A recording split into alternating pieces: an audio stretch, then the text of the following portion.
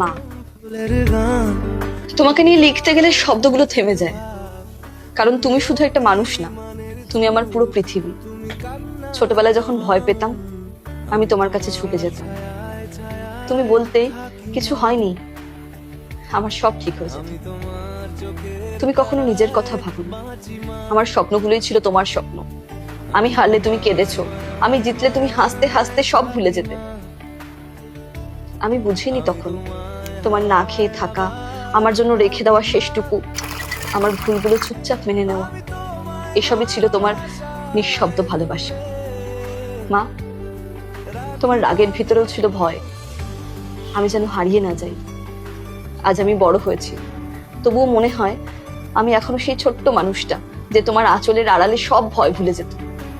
তুমি পাশে থাকলে সবকিছু সহজ লাগে, আর তুমি দূরে থাকলে পৃথিবীটা ভারী হয়ে যায়।